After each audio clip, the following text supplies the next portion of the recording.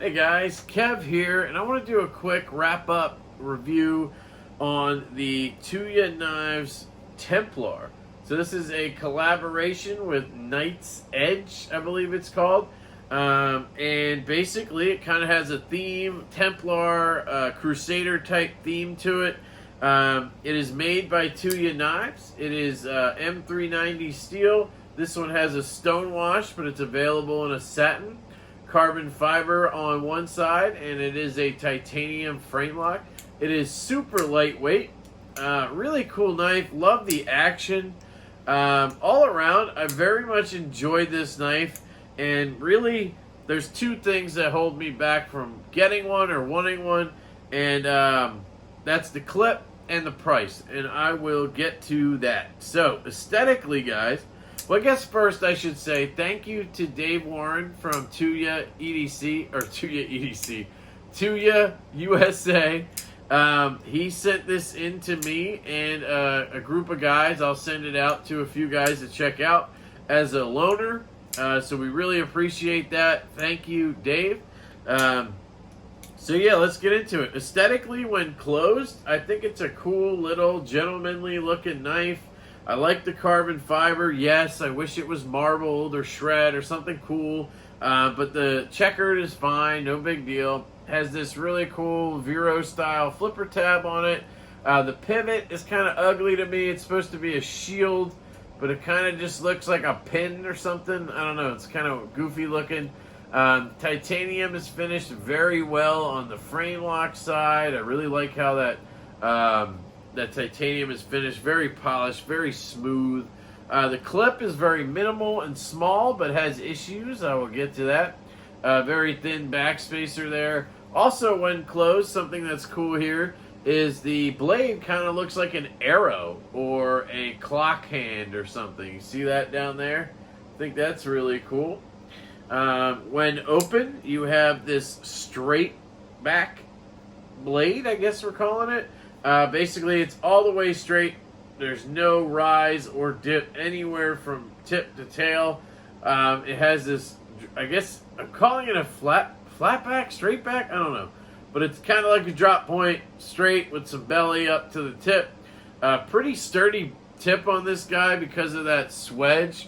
It's kind of got like a double swedge going on. Or triple swedge, like a swedge here, and then the bevel. And that's what gives it that arrow kind of look to it. I think it's a really cool looking blade. I would say that plus the line through the center here kind of gives it that Crusader Knights kind of feel to it. Middle-aged Knights type of deal to it. So I'd say aesthetically it's pleasing to me. I enjoy it. It's a very thin little knife, and it's just a cool little gentlemanly whatever knife, whatever that even means. Ergonomically, so it's just very neutral, right? The whole knife in general is just simple and neutral. It fits my hand very well. I have plenty of room for my thumb. There's no jimping or anything. The spine is kind of thin. You can see there. Pretty thin stock. It's kind of sharp. Not sharp, but like it's thin, so it feels that way. But ergonomically, it kind of just is. It is what it is. Like, have you ever held a bug out? Kind of like that. It's just a straight, flat rectangle thing, you know? So, is that good? Yeah, it's good, because it's not bad. Okay, so here's the rub. One of them is carry. So this clip is absolutely atrocious. It looks cool, but it has no ramp. There's nothing to get it into your pocket. And I initially, actually, Dave told me I could try to bend it, and I bent this part right here at the end. I bent that up. And I had to bend it up to like here, and it looked really goofy. If you watch my first impressions, you'll see it. And then I was able to at least get it in my pocket. It's still kind of like had to be ripped out because of the catch back here or whatever that is. And I ended up just bending it back when I was ready for this review because I want to send it to the next guy the way I got it. And when it's like this, it's almost impossible to get into your pocket. And it was even worse when I first got it. Like, I flattened it out, but it was like basically like almost stuck to the scale. I mean, there's just no room there, and there's no ramp. So you just have nothing to get in your pocket. So the clip really kills it on this knife for me. Now, Dave said he checked the ones he has for sale and everything, and most of those are just fine. Like, the clip actually works. And he took care of, like, kind of bent the ones that weren't, and he bent it in a way that doesn't look like shit like I did it. But, you know, the clip design in general is an issue. But I do like how slim it is. When it was in pocket, the knife itself carries very well. It's lightweight, thin, all that good stuff. Flipper tabs, like, hidden away. I love these type flippers for that. So, you know, that's carry. Cutting, M390 blade. I didn't get to cut too much with this. And when I did, it did feel like it kind of had a little bit of a issue with the edge. Like, I think it maybe just needs a quick strop or something. Like, I don't know if maybe a little bit of a burr is on there, or I don't know. I was trying to cut paper, and it kind of just like was catching a little bit. And I don't think it's like an issue with the heat treat or the edge or whatever. I think it probably just needs a quick strop to get back to like razor sharp or whatever. So I can't really speak to cutting too much, but you know, for like the packages and stuff I opened, perfectly fine. Obviously, I went ahead and cleaned the blade off and everything. It looks like new. Maybe I'll strop it real quick before I send it. I'll ask Dave. So that's cutting and carry. Sounds.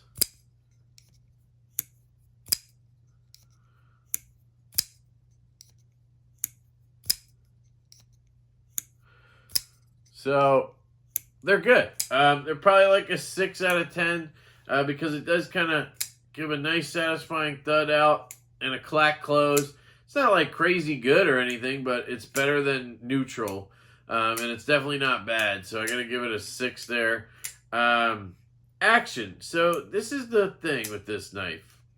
And if you can't tell right now, it's addictive as shit. There's just some knives that you just like have so much fun flicking and flipping, and it does tend to be smaller knives sometimes. Because they're smaller, you can really just manipulate them quickly and all that stuff. Depends on the knife, but this thing is just addictive as hell, and that means a lot, you know. I'm a fidgeter. I want things to be addictive. I want them to be fun to play with, and this is that. Left-handed, I like to just flick it and then chuck it closed. The flipper tab is one of those Vero style, perfectly designed. Break the detent, and I mean, you know, I could maybe get it to just not lock up like I did that first time. My finger caught it.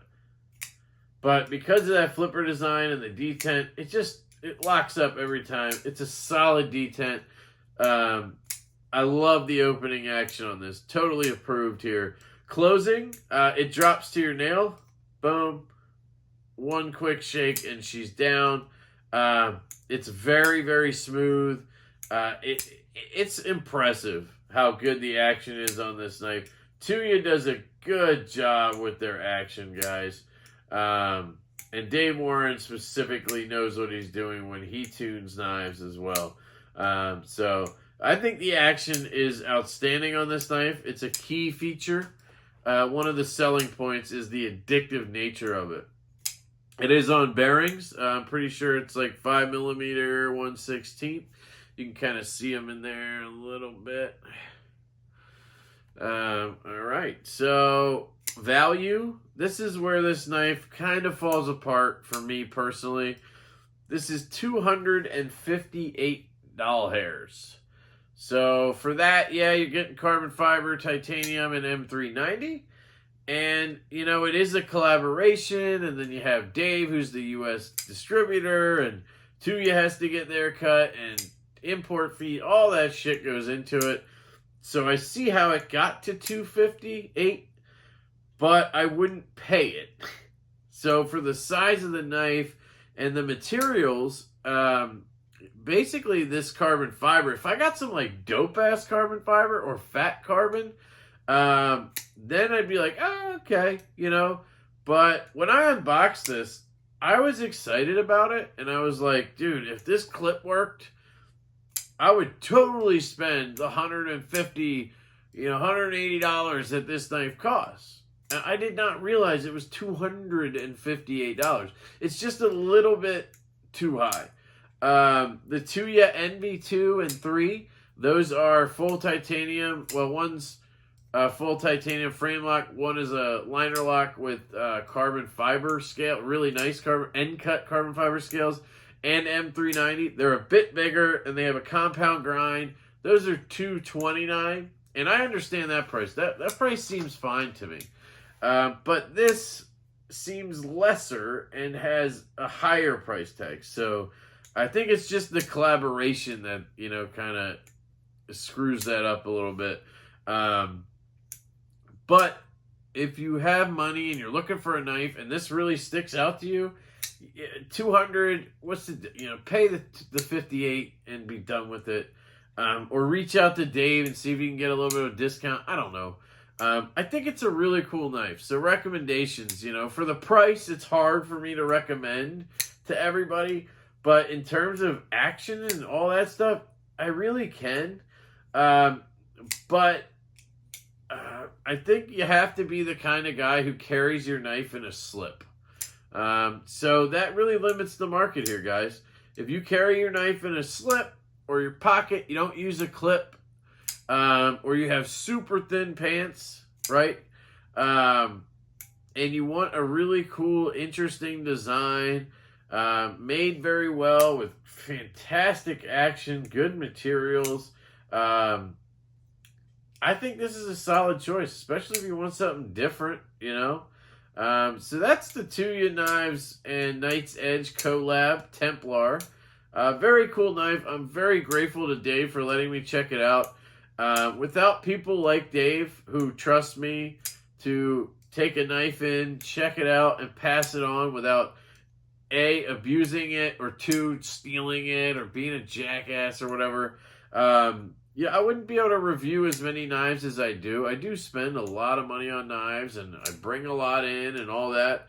But loaners from friends, and especially loaners from companies, are very helpful. And I really appreciate it, and I just appreciate the trust he puts in me. So thank you, Dave. Thank you, Tuya.